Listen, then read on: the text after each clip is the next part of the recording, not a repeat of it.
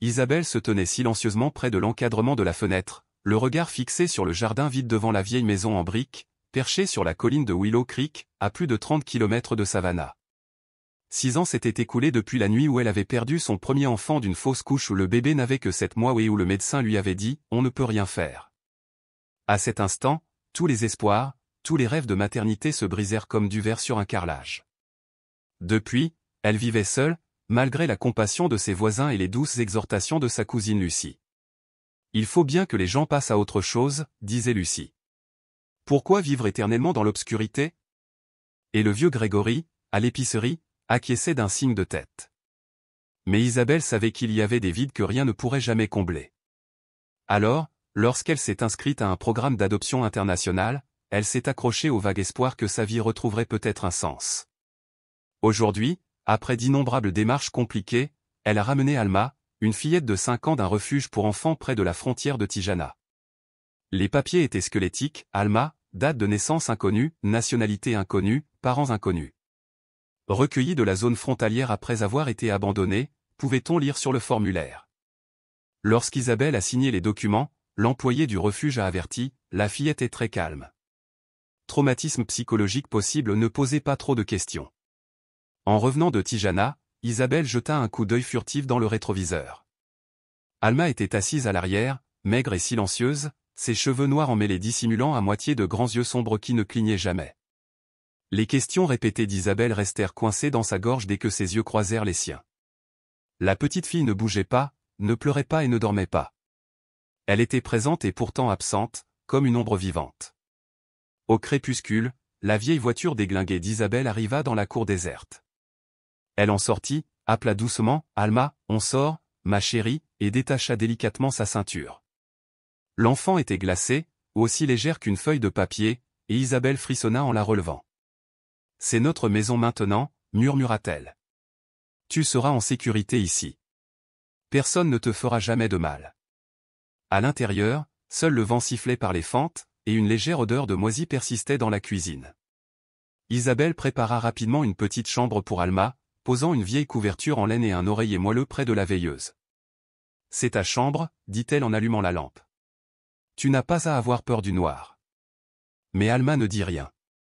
Elle se colla contre la fenêtre, serrant contre elle une vieille poupée en tissu du refuge. Soudain, d'une voix si faible qu'elle semblait ne pas être la sienne, Alma murmura « Ils me trouveront ». Un frisson parcourut la colonne vertébrale d'Isabelle. « Que as-tu dit » demanda-t-elle en s'approchant. « Qui te trouvera » Mais Alma se tut à nouveau, son regard terrifié se posant sur la lisière des arbres au loin avant de se poser au sol. Chaque cellule du corps d'Isabelle était gelée. Cette nuit-là, Isabelle resta éveillée, hantée par le vent, le chant des insectes et la vague impression d'être observée de l'extérieur. Vers minuit, elle se glissa dans la chambre d'Alma. L'enfant dormait, son visage pâle baigné par la lueur de la veilleuse. Doucement, Isabelle remonta la couverture, l'esprit bourdonnant de questions sans réponse. Le matin, Lucie arriva, viennoiserie à la main et une pile de papiers de résidence. « Alors, tu as enfin pris ta décision » la taquina-t-elle, à moitié sérieuse, l'inquiétude brillant dans le regard. Isabelle hocha la tête, décrivant sa nouvelle fille, si calme.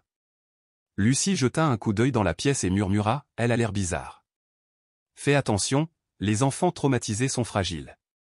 Isabelle parvint à sourire, mais son cœur se serra. Elle comprenait que certaines cicatrices sont plus profondes que la chair. Cet après-midi-là, alors qu'elle donnait le bain à Alma et la changeait, Isabelle aperçut quelque chose d'effrayant, un tatouage bien visible entre les omoplates de la fillette, une rose rouge aux pétales aussi tranchants que des lames, et en dessous, les caractères énigmatiques, 06 ENN. Le cœur d'Isabelle battait la chamade. « Alma, qu'est-ce que c'est ? Qui t'a tatoué » demanda-t-elle. La panique embrasa les yeux de l'enfant. Elle recula dans un coin, rampant sous la table comme un chaton effrayé. « Non, non, ne me reprenez pas » sanglota la petite fille, le corps tremblant. Isabelle s'agenouilla près d'elle. « Personne ne t'emmène nulle part » murmura-t-elle. « Je suis là. Tu es en sécurité maintenant. » Mais Alma tremblait encore plus fort, les lèvres serrées. Cette nuit-là, après avoir enfin endormi l'enfant, Isabelle fit des recherches sur l'étrange tatouage et les lettres, mais ne trouva rien d'autre que des roses banales et des codes insignifiants. Puis, dans une émission diffusée tard le soir à la radio, elle se figea. Le reportage décrivait une campagne anti-drogue en Amérique du Sud, avec un logo à la rose rouge sous la légende « Black Snow », une organisation de narcotiques notoire recherchée dans le monde entier. La sueur perlait sur le front d'Isabelle. Elle n'en était pas sûre, mais quelque chose au fond d'elle la prévenait qu'il s'agissait de bien plus que de l'adoption d'un enfant abandonné. Dehors, la nuit pressait la porte avec des rafales glaciales. Isabelle était assise, hébétée, à son bureau, la rose rouge et les personnages mystérieux se rejouant dans sa tête, l'avertissement de l'émission résonnant comme une alarme. Elle se souvenait des reportages sur la police américaine et Interpol qui avaient démantelé une cellule de Black Snow à Miami Beach l'année dernière, une organisation connue pour son trafic de drogue transnationale et ses représailles impitoyables contre quiconque la trahissait. Le tatouage sur le dos d'Alma correspondait parfaitement à ce symbole effrayant. « Hors de question », murmura-t-elle, la main tremblante autour d'un verre d'eau intact. Elle se remémora le regard terrifié d'Alma et son appel désespéré, « Ne me reprenez pas », comme si elle prononçait une prophétie. À l'aube, déterminée, Isabelle emmena Alma à la clinique du village sous prétexte d'un examen de routine. Le docteur Mani, un vieil ami qui l'avait soigné pendant sa fausse couche, les accueillit chaleureusement. Dès qu'il vit le tatouage, son visage pâlit. « Tu savais ça ?» demanda-t-il à voix basse. « Mon cousin travaille à la criminelle à Savannah. Ils ont vu des réseaux de trafic de drogue marquer des enfants comme ça. » Le cœur d'Isabelle se serra. Elle raccompagna Alma chez elle en toute hâte, l'esprit affolé. Cette nuit-là, alors que le village dormait, Isabelle fouilla dans son fragile dossier d'adoption, pas d'acte de naissance, pas de véritable document, juste quelques pages fragiles. Une terreur la tenaillait. Dehors, le vent hurlait à travers les fentes. Alma était assise, recroquevillée près de la fenêtre, le regard perdu dans le noir absolu de la cour. Doucement, Isabelle s'agenouilla près d'elle. « Tu as faim ? Un peu de lait chaud, ça te dirait ?» Alma secoua la tête, les yeux fixés au loin. Et puis, dans ce même murmure qui l'avait glacé auparavant, l'enfant dit « Ils arrivent. Ils me trouveront. » Isabelle se figea, le cœur glacé. Elle serra Alma dans ses bras. « Tout va bien, ma chérie. Je suis là. Personne ne te fera de mal. » Le petit corps tremblait violemment, des larmes coulaient sur ses joues. Pour la première fois depuis son arrivée dans cette maison, Alma éclata en sanglots. Il fallut un apaisement incessant avant que la jeune fille ne s'immobilise enfin.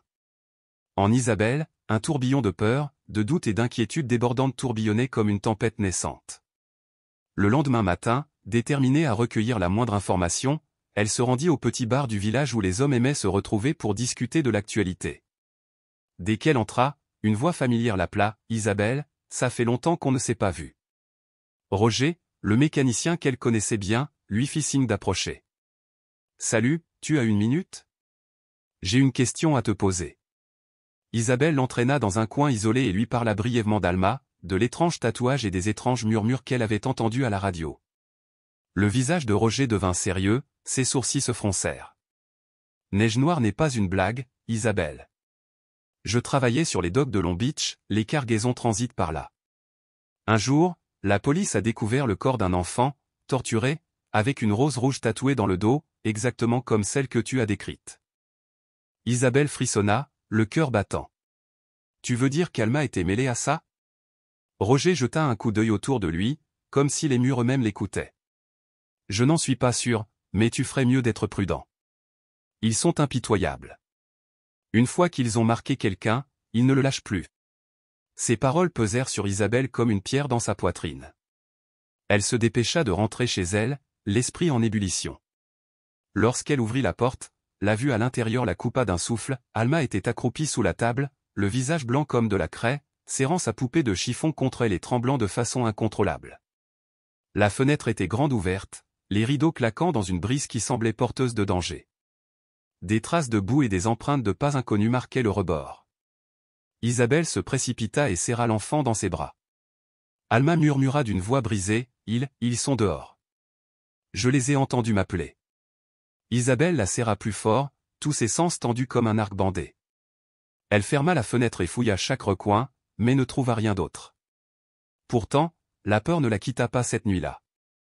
Isabelle resta éveillée, parcourant les pages de son téléphone à la recherche d'indices sur Black Snow. Elle lut article après article, ce gang trafiquait de la drogue, certes, mais était aussi lié à la traite des êtres humains, aux enlèvements d'enfants et à de brutales purges internes. Plus terrifiant encore était un nom qui surgissait partout, Michael Carter, le baron du cartel. Recherché internationalement, la police n'avait pourtant retrouvé aucune trace de lui pendant 4 ans. Son regard sur la vie de recherche était perçant, son visage anguleux marqué par une cicatrice sur la joue gauche. Dans l'esprit d'Isabelle résonna le murmure tremblant d'Alma, « Il a tué ma mère ». Ces mots la frappèrent comme de la glace. Soudain, elle comprit que cet enfant n'était pas qu'un orphelin abandonné. Le lendemain, sous un ciel maussade et une légère bruine, Isabelle emmena Alma en ville, déterminée à creuser plus profondément. Elle s'arrêta dans un café en bord de route où elle espérait retrouver Seth, un journaliste indépendant de Savannah qu'elle avait connu à la bibliothèque. « Seth, j'ai besoin de ton aide », dit Isabelle en l'apercevant dans un coin. Sa curiosité s'assombrit tandis qu'elle lui racontait l'histoire d'Alma, le tatouage, les murmures, la terreur rampante des derniers jours. Seth se tut, ouvrit son ordinateur portable et commença à chercher, tatouage de rose rouge, Michael Carter. Après quelques minutes de tension, son visage pâlit. « Zut, tu es dans le pétrin », murmura-t-il. Puis il lui montra un vieux reportage avec une photo qui lui glaça le sang, le même homme le regard froid, des lunettes de soleil cachant la moitié du visage debout près d'une maison en flammes. « C'est Michael Carter », confirma Seth. « Ce n'est pas seulement un baron de la drogue. Il est lié à un réseau de trafiquants sud-américains. La rumeur dit que sa fille a disparu. » Isabelle retint son souffle. « La fille s'appelait Alma », dit-il doucement. Tout son corps trembla. « Tu veux dire ? Alma est la fille biologique de Michael ?» Seth hocha la tête, l'inquiétude lisant dans ses yeux.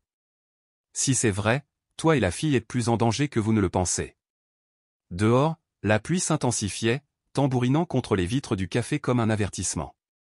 Isabelle partit, les mots de Seth résonnant dans sa tête, « Si Alma est vraiment la fille de Michael Carter, tu n'as nulle part où aller. » De retour sur les routes désertes du village, le vent hurlait à travers son fin manteau. Lorsqu'elle arriva chez elle, la nuit était tombée, enveloppant d'obscurité la vieille maison en briques à flanc de colline. Isabelle entra dans la cour, les yeux scrutant les ombres. Soudain, elle se figea, une étrange voiture grise argentée était garée près du portail, phares éteints, vitres teintées. La chair de poule lui picota la peau. Elle avança lentement, soulevant Alma de la voiture. « Maman ?» murmura l'enfant, les yeux écarquillés de peur. « Ils sont là. » Le cœur d'Isabelle battait fort. Elle prit ses clés, fit entrer Alma, verrouilla toutes les portes et tira les rideaux avant d'allumer toutes les lumières qu'elle pouvait atteindre. De toute la nuit, elle n'osa pas dormir. De temps à autre, elle s'approchait de la fenêtre sur la pointe des pieds, écartant légèrement le rideau et la voiture restait immobile, tel un fantôme dans l'obscurité. Au matin, elle avait disparu comme si elle n'avait jamais existé. Mais la terreur était loin d'être terminée. À midi, Isabelle vérifia la caméra de sécurité sur le porche et resta figée. Le disque dur avait disparu, ses câbles soigneusement coupés. Un professionnel était entré par effraction. Elle appela Seth d'une voix tremblante. « On nous surveille. Quelqu'un a détruit mes caméras. J'ai peur pour Alma. » À l'autre bout du fil, la voix de Seth était tendue. « Tu dois redoubler de prudence. Il ne cherche pas seulement à te faire peur. Tu as appelé la police ?» Isabelle secoua la tête. Il n'y a aucune preuve, et les forces de l'ordre local ont trop peur de tout ce qui est international. Seth soupira. Je vais contacter un agent de sécurité. Pour l'instant, protégez cette fille quoi qu'il arrive. Isabelle raccrocha, le cœur lourd d'inquiétude.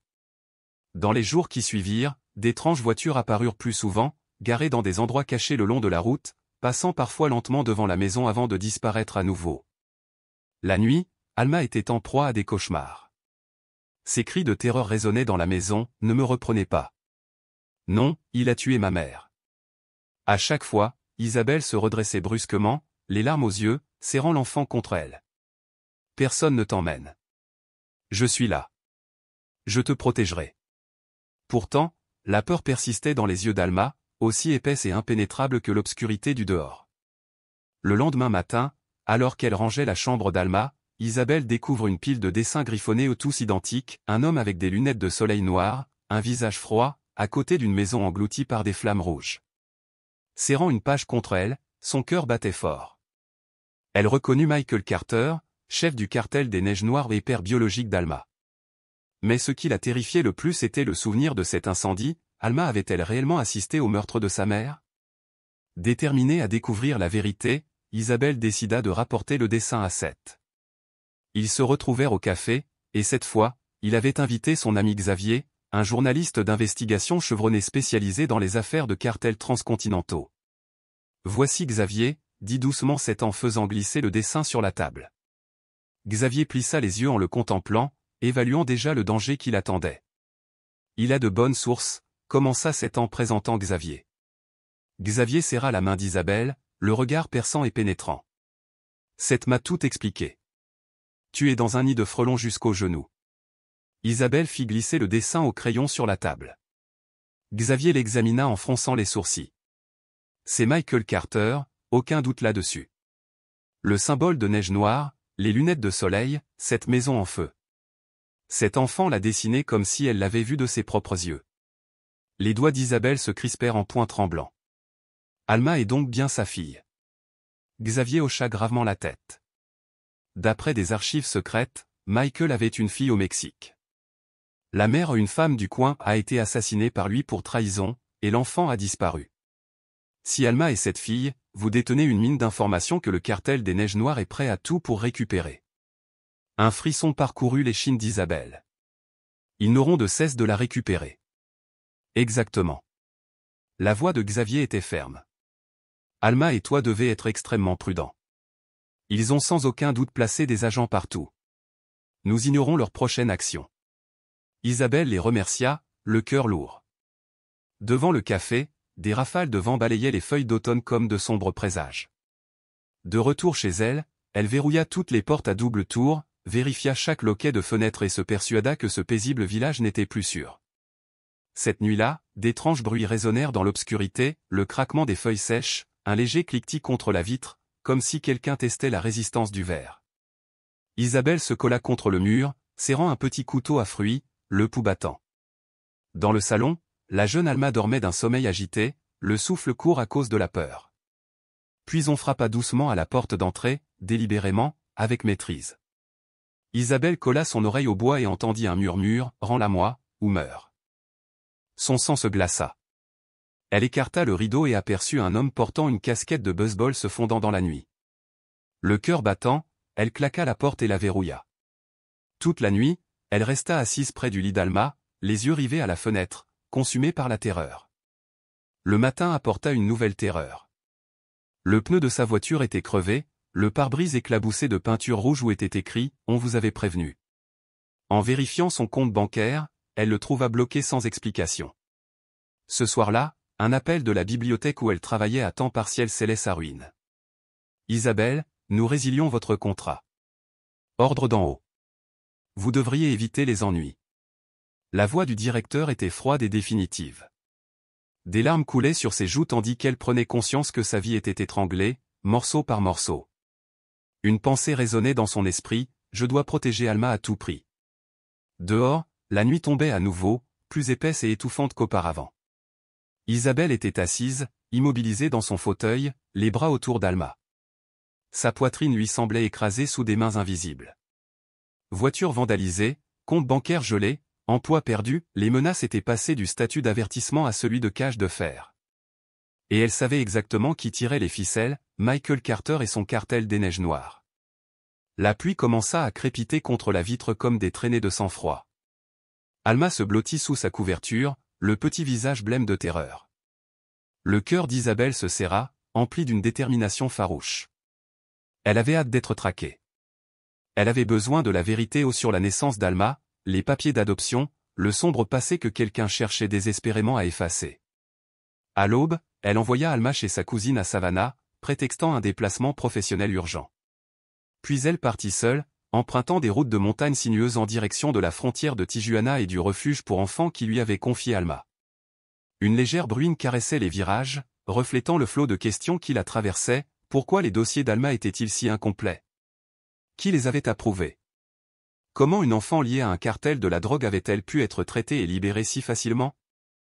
À son arrivée, le refuge se trouvait au bout d'un chemin de terre rouge, la plaque défraîchie, le portail rouillé et à moitié fermé. Le silence s'installa comme un tombeau tandis qu'elle passait devant les feuilles mortes et les vitres brisées. Lorsqu'elle cria « Allô ?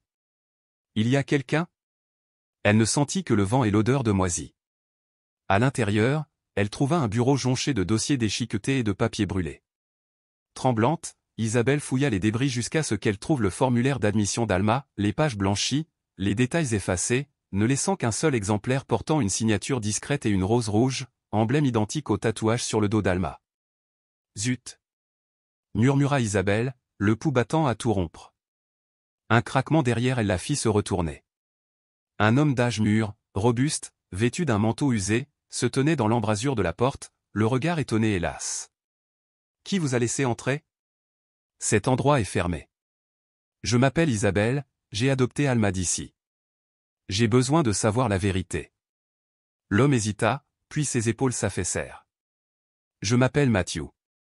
Je travaillais ici, mais c'est fini. » Il jeta un regard nerveux autour de lui. « C'est dangereux. Alma n'est pas une orpheline ordinaire. C'est leur monnaie d'échange. » La gorge d'Isabelle se serra. « Que veux-tu dire ? » La voix de Matthew tremblait. « Il y a un an, une Sud-Américaine est arrivée, prétendant être la mère adoptive d'Alma et demandant une protection d'urgence. Plus tard, j'ai appris qu'elle travaillait pour Black Snow. Alors pourquoi laisser partir l'enfant ? Insista Isabelle. On nous a menacés, admit Matthew, les yeux baissés. Accepter Alma et obéir à leurs ordres, ou mourir. Tout le refuge était sous leur contrôle. Isabelle lui saisit les épaules. La faire sortir ? La faire venir clandestinement en Europe pour faire pression ? Matthew hocha la tête, les larmes aux yeux. Michael Carter a perdu confiance en ses partenaires. Il a caché sa fille ici pour l'utiliser contre des gouvernements ou des factions rivales. Mais la situation a dégénéré, ces femmes ont été éliminées et le centre a été fermé. Isabelle fut bouleversée par la vérité qui s'abattait sur elle. Alma n'était pas seulement une orpheline, elle était la fille biologique du baron de la drogue, le pivot de négociations impitoyables, et désormais la proie d'une chasse à l'homme implacable. La main de Matthew se serra plus fort. « Tu dois fuir. Michael ne fait confiance à personne, il tuera quiconque retient Alma, comme il a tué sa mère. » Isabelle recula en titubant, la poitrine battant la chamade. Pourtant, malgré la peur, sa détermination brûlait plus fort que jamais. « Je ne la livrerai pas, » murmura-t-elle. « Je la protégerai. » Dehors, la pluie tombait plus fort, chaque goutte promettant que le combat d'Isabelle ne faisait que commencer. Les poings d'Isabelle se serrèrent, ses yeux flamboyants d'un feu qui refusait de s'éteindre. « J'ai perdu mon premier enfant parce que j'étais impuissante, » jura-t-elle d'une voix tremblante mais féroce. « Je jure que je ne laisserai plus jamais cela se reproduire, même au prix de ma vie. » Matthew soupira en lui glissant un petit bout de papier dans la main. « Voici l'adresse de la seule personne qui puisse vous aider, Lewis, un ancien agent qui a enquêté sur Neige Noire. Mais le retrouver ne sera pas facile. » Isabelle replia le mot avec une détermination inébranlable. « Je n'ai pas besoin de facilité. J'ai juste besoin d'une chance. » Dehors, le vent hurlait et la pluie martelait le toit en tôle, annonçant l'approche d'un orage. Au crépuscule, elle quitta Tijana, les lampadaires s'étirant comme des serpents de feu sur le trottoir mouillé par la pluie. Ses mains tremblaient, sa poitrine se serrait, chaque révélation de Matthew la blessant plus profondément que la précédente. Alma n'était pas seulement une enfant abandonnée, elle était la cible vitale du réseau criminel le plus impitoyable d'Amérique du Sud. Une seule pensée lui restait, protéger Alma à tout prix, même au prix de sa propre vie. Lorsqu'elle atteignit Savannah, l'averse était incessante et des rafales fouettaient les branches des arbres contre les fenêtres. Isabelle se précipita chez Lucie, où Alma l'attendait. La porte s'ouvrit brusquement sur le visage inquiet de Lucie. « Où étais-tu toute la journée ?» demanda-t-elle, faisant écho aux questions de la police concernant un refuge à Tijana. « Que fais-tu maintenant, Isabelle ?»« Je n'ai pas le temps de t'expliquer, » rétorqua Isabelle, les poings serrés. « Il faut que j'emmène Alma tout de suite. » Lucie fronça les sourcils, incrédule. « Tu es folle. Il te soupçonne déjà, et maintenant tu veux fuir. Tu sais à quel point c'est dangereux. » Berçant sa fille, la voix d'Isabelle se brisa d'urgence. « Rester ici, c'est dangereux. Je sais à quoi on est confronté. Michael Carter ne nous laissera pas partir. Lucie se figea à ce nom. Michael, tu parles du baron de la drogue Black Snow? Bon sang, Isabelle, dans quoi t'es-tu fourrée? Le regard d'Isabelle était suppliant. Je n'ai pas le choix. Tu dois me faire confiance, juste pour cette fois. Après un long silence, Lucie hocha la tête et lui tendit un sac. Vas-y. Mais Isabelle, ne te fais pas tuer. Pour ton bien et pour le sien. Isabelle serra la main de Lucie, puis prit Alma dans ses bras. À partir de cet instant, il n'y avait plus de retour en arrière possible. Cette nuit-là, dans une chambre bon marché en périphérie de Savannah, Isabelle n'arrivait pas à dormir. Elle était penchée sur son téléphone, scrutant chaque SMS et chaque appel manqué. Soudain, il vibra et un message anonyme lui parvint, « Rendez-la-moi ou mourrez ». Son souffle s'arrêta en lisant les mots rouge sang d'un numéro international intraçable. Elle se précipita vers la fenêtre et tira le rideau. L'obscurité s'installa, seulement troublée par les lumières vacillantes des lampadaires, tels des yeux vigilants. Puis la fenêtre s'ouvrit brusquement, une pierre s'écrasa contre la vitre et s'écrasa sur le sol. Isabelle s'accroupit pour la ramasser et trouva un autre mot enroulé autour, « Ceci est votre dernier avertissement ». Alma serrait sa poupée, tremblante, les larmes luisant sur les joues. « Maman, ils sont là », murmura-t-elle. Le cœur battant, Isabelle serrait sa fille fort. La menace était réelle, il les avait retrouvés. À l'aube, sans autre choix, Isabelle décida de quitter la ville. Elles prirent la clandestinité, se déplaçant sans cesse de Fresno à Jackson, puis à El Paso, deux ombres se cachant sous des toits provisoires. La vie devint un cauchemar éveillé. Chaque klaxon, chaque voix inconnue faisait tressaillir Alma, ses yeux autrefois brillants devenaient lointains et creux, chaque regard comme un poignard dans le cœur d'Isabelle.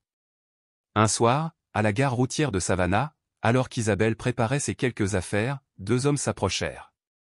L'un portait un masque, l'autre des lunettes de soleil grands, imposants, le regard froid comme l'acier.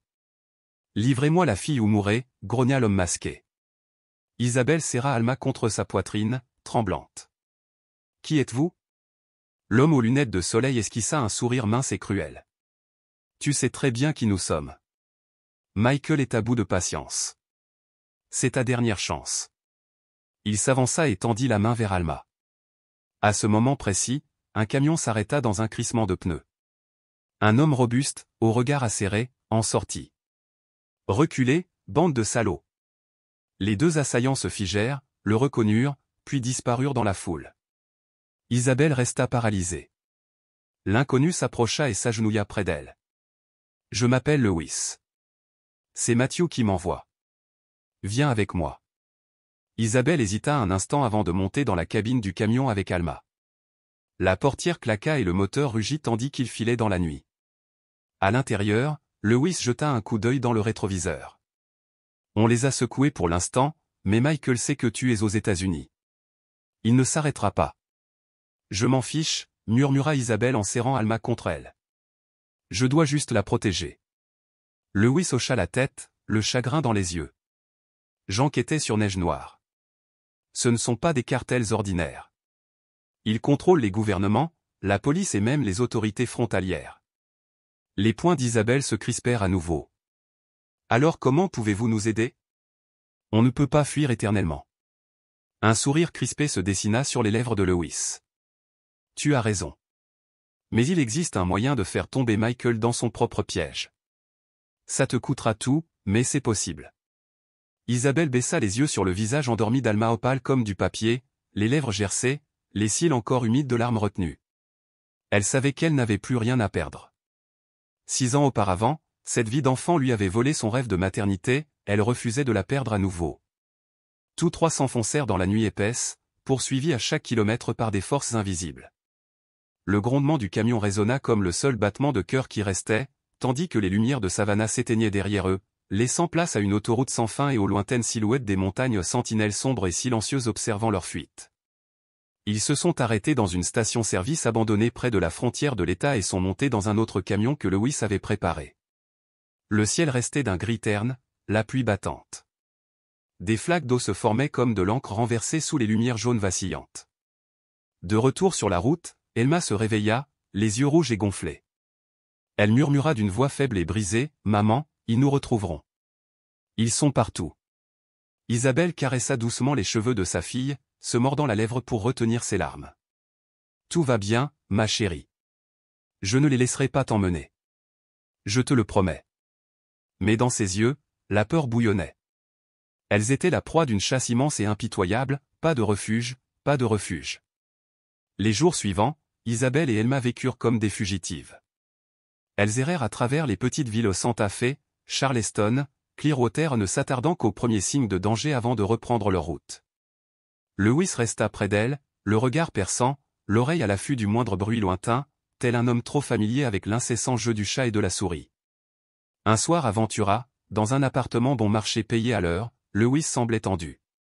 Michael a intensifié ses recherches, dit-il. Il a mis une grosse prime sur quiconque vous retrouverait, toi et la fille. Isabelle se mordit la lèvre jusqu'à en avoir mal au cœur. On ne peut pas continuer comme ça indéfiniment. Elle m'attira sur sa manche, sa voix à peine plus qu'un murmure. Maman, je ne veux plus me cacher. Je suis fatiguée. Isabelle soutint le regard de sa fille, des larmes coulant silencieusement. Je sais, mon amour. Je suis tellement désolé. Mais je te le promets, je vais mettre fin à tout ça. Ils traversèrent les comtés côtiers, se faufilant dans des rues étroites et des quartiers délabrés. Isabelle avait appris à vivre comme un fantôme, ne laisser aucune trace, éviter les inconnus, être prête à disparaître à tout moment. Pourtant, la peur ne les quittait jamais. Regards suspects, voitures inconnues qui les suivaient, c'était comme une lame suspendue au-dessus de leur tête.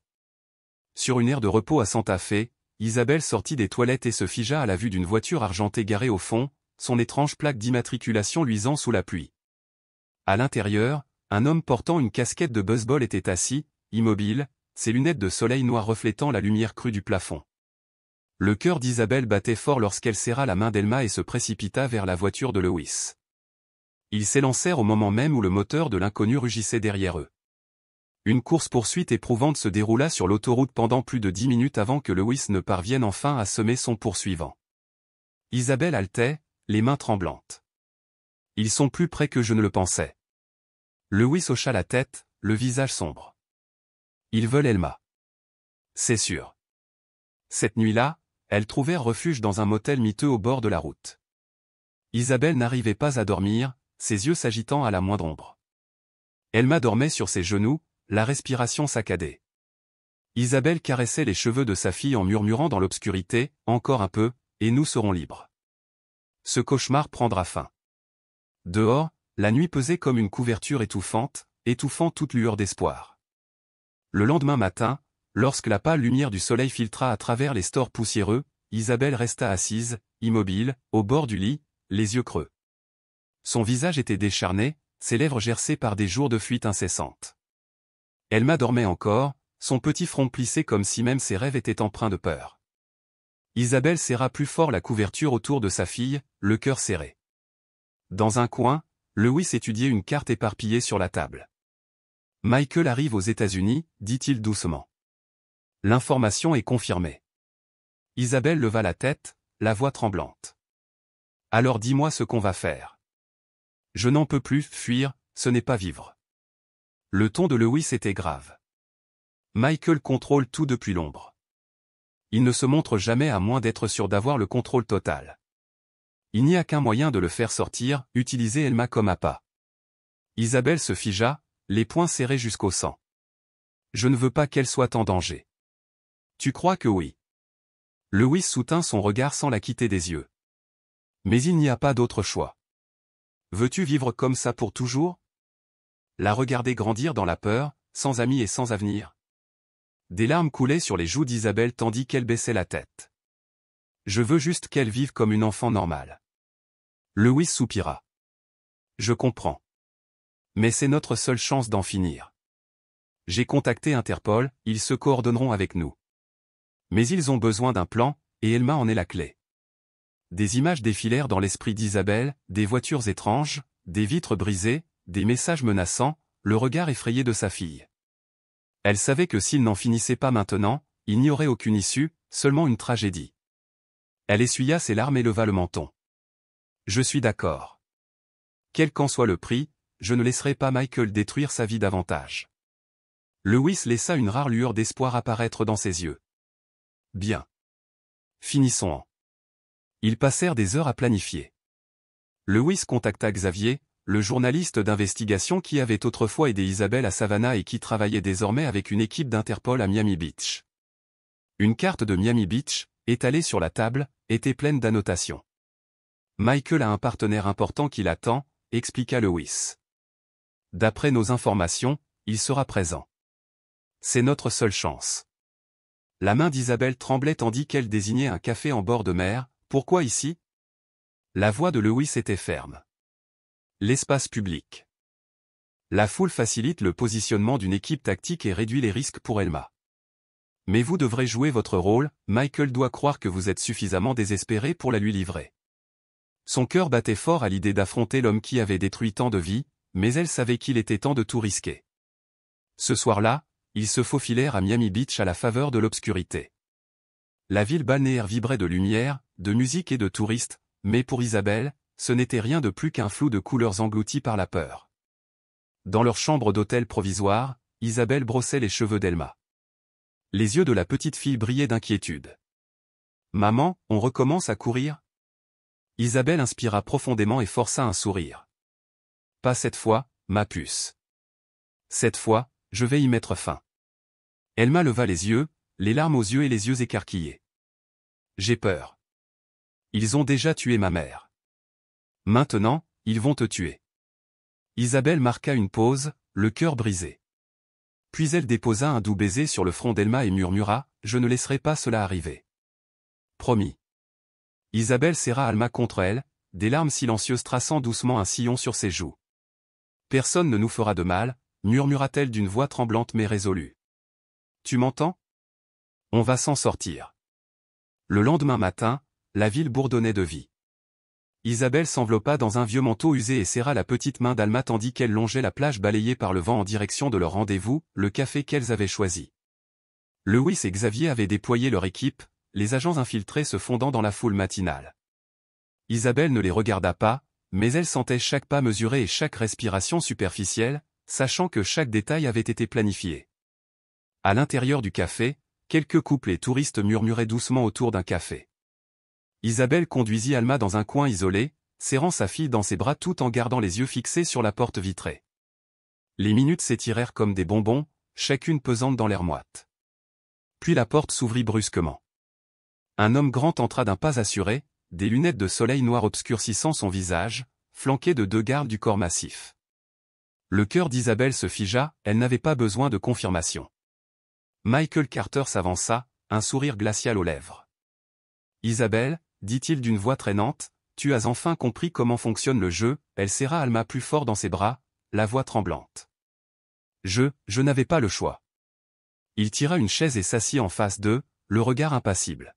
« Non, tu ne le feras pas, » répondit-il. « Tu me remettras la fille et tu t'en iras. Résiste, et tu seras un cadavre de plus flottant dans la baie. » Le regard d'Isabelle parcourut le café où les agents étaient en position, prêts. Le ton de Michael se durcit, « Allez, viens. Je n'ai pas toute la journée. » Serrant les dents, Isabelle se pencha et embrassa le front d'Alma. « Je suis désolé, ma puce. Je te promets que ça se termine aujourd'hui. » Puis, croisant le regard de Michael avec un air de défi fulgurant, elle dit, « Si tu la veux, viens la prendre. » À cet instant, le signal de Lewis retentit. Les portes du café s'ouvrirent brusquement et les agents tactiques entrèrent en trombe. Des cris et des coups de fusil résonnèrent dans l'espace exigu. Les yeux de Michael s'écarquillèrent de fureur. Il se précipita vers son arme, mais les agents se rassemblèrent trop vite. Lewis tira Isabelle et Alma en arrière tandis que le chaos s'installait. Michael se précipita devant les clients effrayés et se précipita vers la rue. Des coups de feu claquèrent et il s'effondra sur le trottoir, se tenant la jambe. Du sang se répandit sur le trottoir tandis que les agents s'approchaient pour le maîtriser. De l'autre côté de la rue, le cri triomphant de Xavier résonna clairement, « On l'a eu !» Isabelle serra Alma contre elle, leur respiration devenant saccadée. Pour la première fois depuis des mois, elle sentit un rayon de soleil, goûta la brise salée, sentit cette lueur d'espoir revenir. Les sirènes de police hurlèrent, des lumières rouges et bleues dansèrent dans le ciel pâle. Michael Carter gisait affalé, gémissant de douleur et de rage tandis que les policiers le menottaient. Les journalistes traversaient précipitamment la rue, caméra en marche.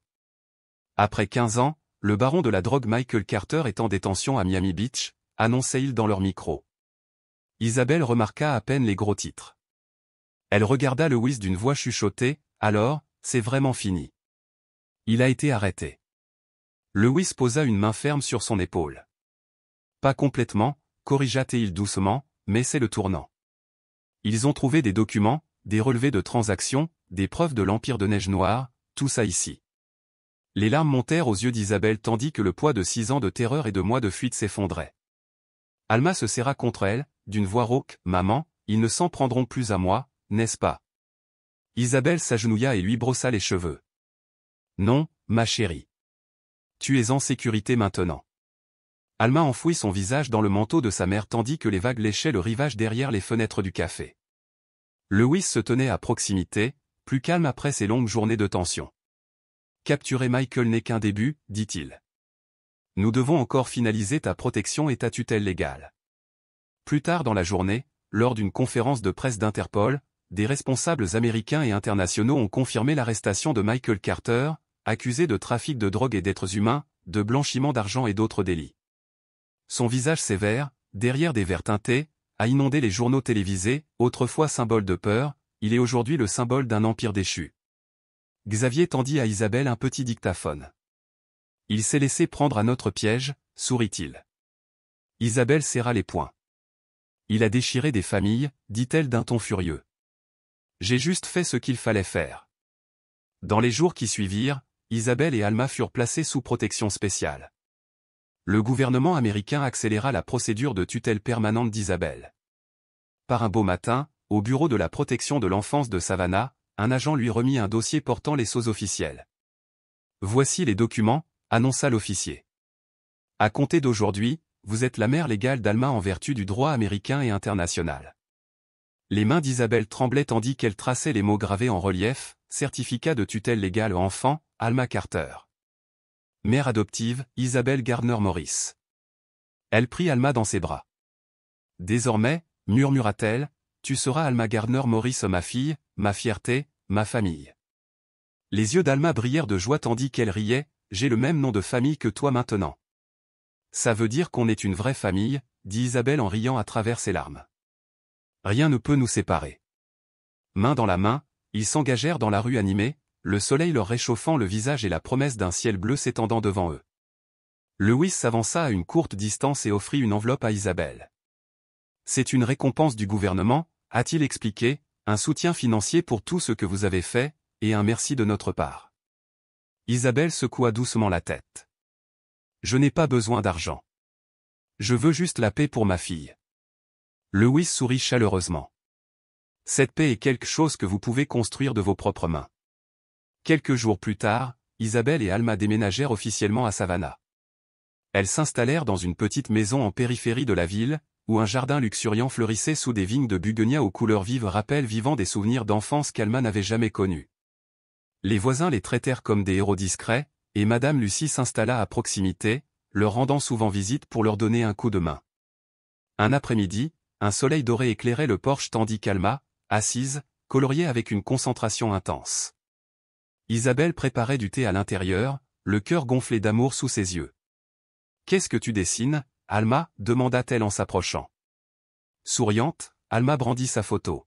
« C'est toi et moi » dit-elle.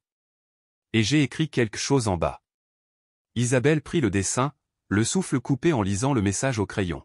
« Maman m'a sauvé. Maman est ma maison. » Des larmes coulaient sur ses joues alors qu'elle embrassait Alma. « Je t'aime aussi. Tu es tout pour moi. » Dehors, le jardin baignait dans le soleil et les bugonias se balançaient dans la brise, signe vivant d'un nouveau départ, d'une vraie famille et des jours paisibles qu'ils avaient enfin retrouvés. Ce matin-là, la lumière de juin avait illuminé les rues pittoresques de Savannah, des fleurs de bugonias cramoisies jaillissant des rebords de fenêtres tandis que les oiseaux gazouillaient dans la canopée verdoyante. Isabelle se tenait sur son nouveau rebord de fenêtre, contemplant le jardin dont elle n'avait osé que rêver, un lieu où Alma pourrait s'épanouir, libérée de la peur et de l'obscurité. Leur modeste maison, avec ses 2 chambres, sa cuisine chaleureuse et son petit salon, ressemblait à un univers qu'ils pouvaient protéger et reconstruire ensemble. Dans le jardin, Alma se précipitait entre les parterres de fleurs, ses cheveux noirs dansant dans la brise tandis que son rire résonnait, plus léger que tout ce qu'Isabelle avait jamais connu. « Attention, Alma !» cria Isabelle en essuyant une tasse. Alma se retourna, les yeux brillants. « Maman, je veux planter plus de bougainvillias, un jardin entier, tout comme notre maison. » Isabelle rit en entrant dans l'après-midi chaud. « D'accord.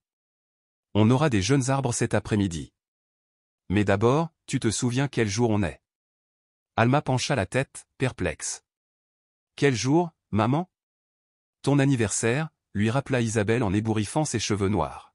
« Aujourd'hui, tu as 6 ans. » Alma poussa un cri aigu et jeta ses bras autour de sa mère. « J'avais oublié, on n'a jamais fêté ça au refuge. »« Mais maintenant, je t'ai, pas vrai, maman ?»« Oui, tu m'as. Tu as un foyer. Tu as tout ce que tu mérites. » Cet après-midi-là, leur jardin se transforma en une petite fête d'anniversaire. Tante Lucie arriva avec un gâteau, un panier de fleurs éclatantes et un cadeau surprise emballé dans du papier coloré. De nouveaux voisins passèrent, apportant des fruits, des pâtisseries et des vœux chaleureux, sans se douter de la douleur qu'Isabelle et Alma avaient endurée. Elle voyait simplement une mère courageuse et sa fille douce et pleine de vie. Lucie a placé 6 bougies vacillantes sur le gâteau. « Très bien, petite princesse, fais un vœu. » Alma ferma les yeux, joignit les mains et souffla les bougies sous les applaudissements. Isabelle se pencha et murmura. « Qu'est-ce que tu as souhaité ?» Alma murmura timidement. « Que tu seras toujours ma mère et que personne ne nous séparera plus jamais. » Isabelle la serra contre elle, la voix tremblante. « Ce souhait s'est déjà réalisé. Je suis à toi pour toujours. » Les cadeaux furent déballés un à un, une poupée en tissu, une boîte de crayons, des livres de coloriage colorés. Les yeux d'Alma brillèrent de 1000 feux lorsqu'elle ouvrit le dernier cadeau d'Isabelle, un simple cadre en bois contenant son propre dessin d'Alma les représentant toutes les deux sous un ciel bleu, une maison enveloppée de bugonias et les mots. « Maman m'a sauvé. Maman est ma maison. » « Tu te souviens d'avoir dessiné ça ?» demanda doucement Isabelle. Alma serra la photo contre sa poitrine. « Je m'en souviens. Notre maison est exactement comme sur la photo, n'est-ce pas, maman ?» Lucie rit et ajouta. « Notre maison n'est pas seulement belle, elle est aussi paisible. Vous méritez tous les deux tout le bonheur du monde. » Une fois les invités partis et le calme revenu dans le jardin, Isabelle et Alma plantèrent d'autres bugonias le long de la clôture. Les petites mains d'Alma étaient couvertes de terre, mais son sourire était plus éclatant que jamais. Plus tard, Lewis est passé avec un sac en papier. « Je n'ai pas oublié ton anniversaire, petite, » dit-il en lui présentant un bracelet en cuir de perles gravé du mot « courageux ». « Tu es la petite fille la plus courageuse que j'ai jamais connue, » dit-il à Alma en l'attachant autour de son poignet. Alma leva fièrement son bras. « Je suis courageuse comme un super-héros, n'est-ce pas, maman ?» Isabelle rit. « Encore plus courageux qu'un super-héros. » Lewis se tourna vers Isabelle avec un doux signe de tête. « J'ai finalisé votre dossier de protection des témoins. Michael est en détention, et Black Snow a été officiellement démantelé après 15 ans d'activité, vous pouvez enfin respirer. » Un poids s'enleva du cœur d'Isabelle alors qu'elle expirait. « Je n'aurais jamais pensé que ce jour arriverait si tôt, mais il est enfin terminé. Dans les jours qui ont suivi, dit Lewis, vivez votre vie. Vous le méritez tous les deux. » La vie prit un rythme heureux. Alma commença l'école à proximité et se fit rapidement des amis. Les cauchemars s'évanouirent, remplacés par des rires innocents et les simples leçons de l'enfance. Chaque soir, leur petite maison rayonnait chaleureusement tandis qu'ils se réunissaient autour de la table du dîner, partageant les anecdotes de la journée. Par une nuit de pleine lune, Isabelle était assise près du lit d'Alma, caressant doucement les doux cheveux noirs de sa fille tandis qu'elle s'endormait. Dehors, la vigne de bugonia se balançait dans la brise nocturne, son doux parfum emplissant la pièce. « Je t'ai sauvé, » murmura Isabelle, « mais tu m'as sauvé aussi. Tu es ma maison, mon tout. » Dans le jardin, de nouveaux bourgeons verts s'étendaient vers le haut sur le bugonia comme des promesses d'un avenir radieux, un début paisible et épanoui. L'histoire d'Isabelle et d'Alma nous rappelle que même face aux dangers et aux blessures profondes, l'amour et le courage peuvent surmonter l'adversité. Personne ne naît fort, mais le désir de protéger ce qu'il y a de plus sacré, la famille, l'innocence peut nous transformer en nous-mêmes. La justice peut tarder, mais elle vient toujours. Et après chaque perte, Chacun mérite une chance de prendre un nouveau départ et de vivre pleinement heureux. Si vous avez aimé cette histoire, n'hésitez pas à l'aimer et à vous abonner pour découvrir de nouvelles anecdotes touchantes presque chaque jour. Votre soutien est précieux pour nous, à bientôt.